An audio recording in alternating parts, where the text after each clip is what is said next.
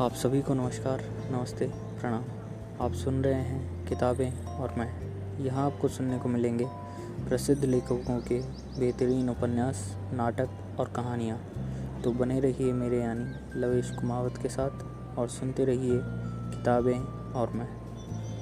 आज मैं आपको सुनाने जा रहा हूँ रवींद्रनाथ टैगोर की लिखी कहानी वंशज दान। यह उसका रोज़ का नियम था, मंदिर के द्वार पर खड़े रहना और श्रद्धालुओं के आगे हाथ फैलाकर विनती करना, बाबू अंधी पर कुछ दया हो जाए। वह जानती थी कि मंदिर में आने वाले नेक दिल और श्रद्धालु हुआ करते हैं। उसका यह अनुमान असत्य न था। आने जाने वाले 2-4 पैसे उसके हाथ पर रख ही देते थे। अंधी उनको दुआएं देती और उनकी भलमन साहत को सराहती।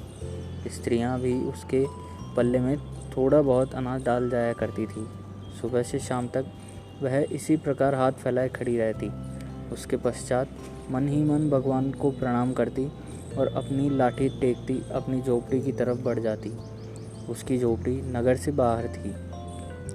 रास्ते में भी याचना करती जाती, किंतु पथिकों में अधिक संख्या श्वेत वस्त्रों वालों की होती, जो पैसे देने की अपेक्षा झिड़कियाँ देना अधिक पसंद करते हैं। तब भी अंधी निराश न होती और उसकी याचना बराबर जारी रहती। झोपड़ी तक पहुँचते पहुँचते उसे 2-4 पैसे और मिल जाते। झोपड़ी के समीप पहुँचते ही एक 10 वर्ष का लड़का उछलता कूदता आता और उससे चिपट जाता। अंधी टटोलकर उसके मस्तक को चूमती। बच्चा कौन है, किसका है, कहाँ से आया, इस बात से कोई परिचित नहीं था। 5 वर्ष हुए पास पड़ोस वालों ने उसे अकेला देखा था।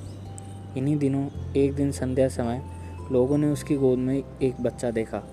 वह रो रहा था। अंधी उसका मुख चूम चूम कर उसे चुप कराने का प्रयत्न कर रही थी।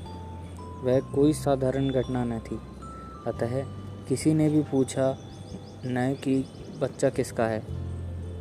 उसी दिन से यह बच्चा अंधी के पास था और प्रसन्न था। उसको अपने से अच्छा खिलाती और पहनाती।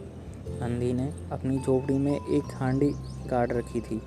शाम तक जो कुछ मांग कर लाती उसमें डाल देती। वह उसे छिपा कर रखती थी कि कहीं किसी दूसरे व्यक्ति की दृष्टि उस पर न पड़े। खाने के लिए अन्न काफ़ी मिल जाता था, उससे काम चलाती। पहले बच्चे को पेट भर खिलाती, फिर स्वयं खाती। रात को बच्चे को अपने वक्ष से लगाकर सो जाती। प्रातःकाल होते ही उसको खिला पिलाकर फिर मंदिर के द्वार पर जा खड़ी होती। काशी के सेठ बनारसी दास बहुत प्रसिद्ध व्यक्ति हैं। बच्चा बच्चा उनकी कोठी से परिचित है। वह बहुत बड़े देशभक्त और धर्मात्मा है। धर्म में उनकी बड़ी सूची है। दिन के 12 बजे तक सेठ स्नान ध्यान में संलग्न रहते। कोठी पर हर कोई समय भीड़ लगी रहती। कर्ज के इच्छुक तो आते ही थे, परंतु ऐसे व्यक्तियों का भी तांता बंधा रहता था जो अपनी पूंजी सेठ जी के पास धरोहर के रूप में रखने आते थे। सैकड़ों भिखारी अपनी जमा पूंजी इन्हीं सेठ जी के पास जमा कर रखते थे। अंधी को भी यह बात याद थी, किंतु पता नहीं अब तक वह अपनी कमाई वहाँ जमा कराने में क्यों हिचकती रहती थी। उसके पास काफ़ी रुपए हो गए थे। हांडी लगभग पूरी भर गई थी। उसे शंका थी कि कोई चुरा न ले।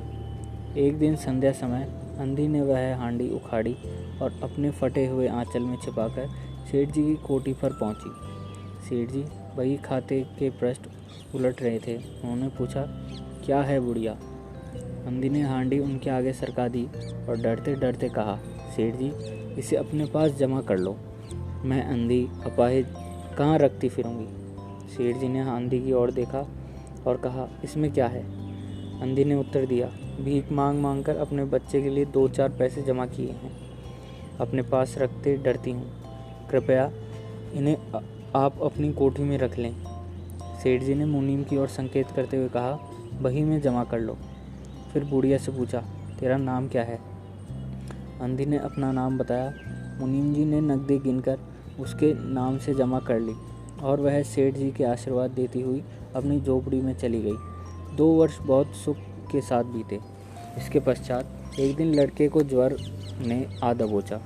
अंधी ने दवा दारू की झाड़ फूंक से भी काम लिया। टोने टोटके का सहारा लिया, परंतु सारे प्रयत्न व्यर्थ सिद्ध हुए। लड़के की दशा दिन प्रतिदिन बिगड़ती गई। अंधी का हृदय टूट गया। साहस ने जवाब दे दिया, निराश हो गई। परंतु फिर ध्यान आया कि संभवतः डॉक्टर के इलाज से फ़ायदा हो जाए। इस विचार के आते ही वह गिरती पड़ती सेठ जी की कोठी पर जा पहुंची। सेठ जी कोठी पर ही उपस्थित थे। अंधी ने कहा, सेठ जी, मेरी जमा पूंजी में से 10-5 रुपए मुझे मिल जाते तो बड़ी कृपा हो। मेरा बच्चा मर रहा है, डॉक्टर को दिखाऊंगी। सेठ जी ने कठोर स्वर में कहा, कैसी जमा पूंजी, कैसे रुपए? मेरे पास किसी के रुपए जमा नहीं है। अंधी ने रोते हुए उत्तर दिया, 2 वर्ष हुए मैं आपके पास धरोहर रख कर गई थी, दे दीजिए, बड़ी दया होगी। सेठ जी ने मुनीम की ओर बड़ी रहस्यमयी दृष्टि से देखते हुए कहा, मुनीम जी, ज़रा देखना तो, इसके नाम की कोई पूंजी जमा है क्या? तेरा नाम क्या है री? अंधी की जान में जान आई, आशा बंदी। पहला उत्तर सुनकर उसने सोचा कि सेठ बेईमान है, किंतु अब सोचने लगी संभवतः उसे ध्यान न रहा होगा। ऐसा धर्मी व्यक्ति भी भला कहीं झूठ बोल सकता है। उसने अपना नाम बता दिया। मुनीम जी ने उलट पुलट कर देखा, फिर कहा, नहीं तो, इस नाम पर एक भी पाई जमा नहीं है। अंधी वहीं जमी बैठी रही। उसने रो रो कर कहा, सेठ जी, परमात्मा के नाम पर, धर्म के नाम पर कुछ दे दीजिए, मेरा बच्चा जी जाएगा। मैं जीवन भर आपके गुण गाऊंगी। परंतु सेठ न पिघला, बल्कि क्रुद्ध होकर उत्तर दिया, जाती है या नौकर को बुलाऊं? अंधी लाठी टेक कर खड़ी हो गई और सेठ जी की ओर मुंह करके बोली, अच्छा, भगवान तुम्हें बहुत दे। कोठी के बाहर आकर वह अपनी झोपड़ी की ओर चल दी। यह आशीष न था, बल्कि एक दुखी शाप था। बच्चे की दशा बिगड़ती गई, दवा दारू हुआ ही नहीं, फ़ायदा क्यों कर होता। एक दिन उसकी अवस्था चिंताजनक हो गई। प्राणों के लाल ले पड़ गए। उसके जीवन से अंधी भी निराश हो गई।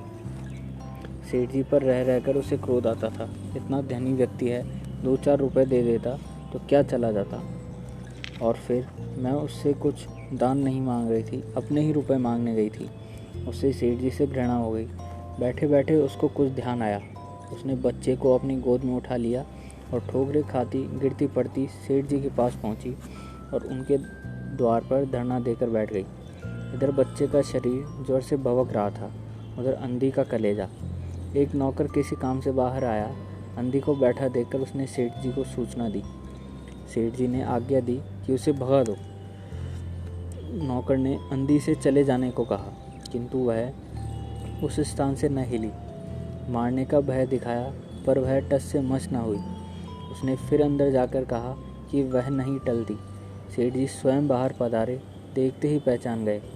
बच्चे को देखकर उन्हें बहुत आश्चर्य हुआ कि उसकी शक्ल सूरत उनके मोहन से बहुत मिलती जुलती है। 7 वर्ष हुए तब मोहन किसी मेले में खो गया था। उसकी बहुत खोज की, पर उसका कोई पता न मिला। उन्हें याद आया कि मोहन की जांघ पर एक लाल रंग का चिन्ह था। इस विचार के आते ही उन्होंने अंधी की गोद में बच्चे की जांघ देखी। चिन्ह अवश्य था, परंतु पहले से कुछ बड़ा। उन्हें विश्वास हो गया कि बच्चा उन्हीं का है। उन्होंने तुरंत उसको छीनकर अपने कलेजे से चिपटा लिया। शरीर ज्वर से तप रहा था। नौकर को डॉक्टर लाने के लिए भेजा और स्वयं मकान के अंदर चले गए।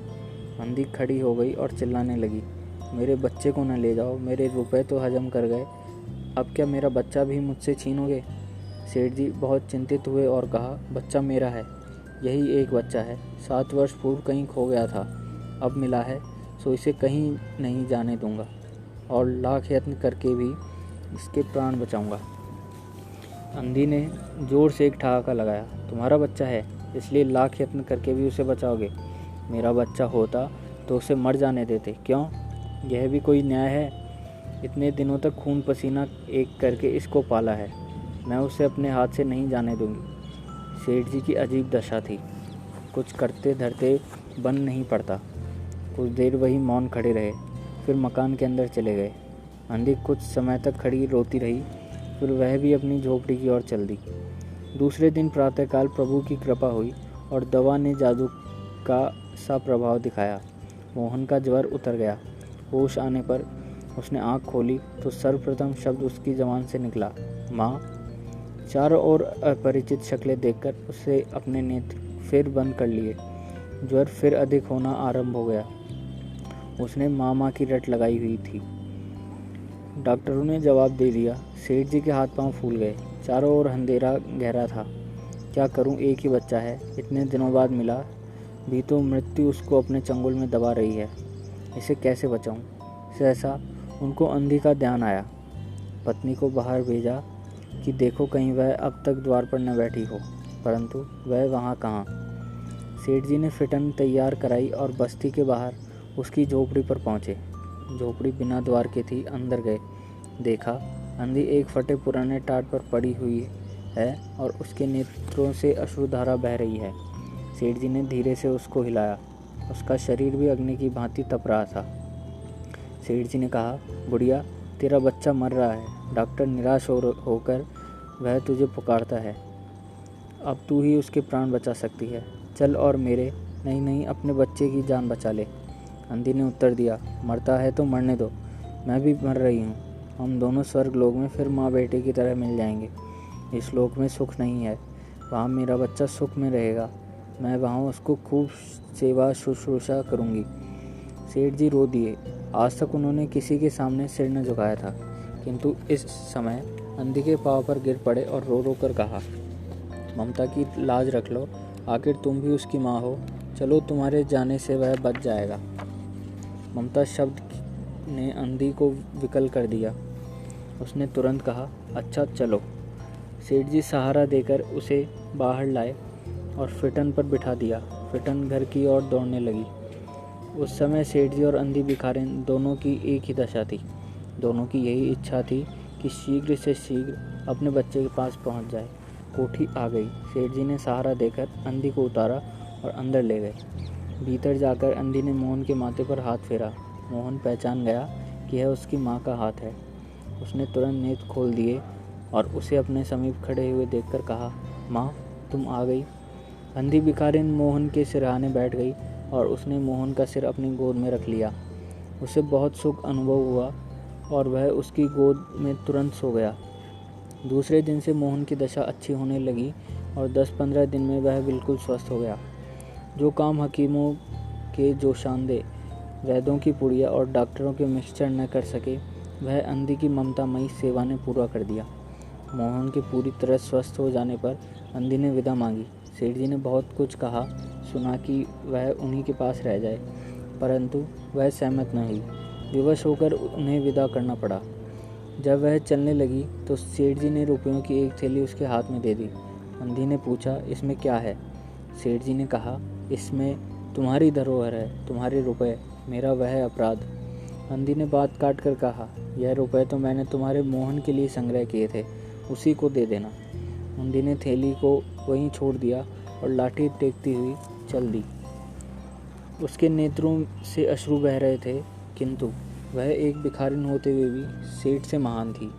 आज सेठ भिखारी था और वह भी दाता। आज उसने एक नगर सेठ को उसका वंशज दान किया था। आशा करता हूँ आपको यह कहानी अच्छी लगी होगी। तो ऐसी ही और कहानियों के लिए सुनते रहिए किताबें और मैं। तब तक के लिए धन्यवाद।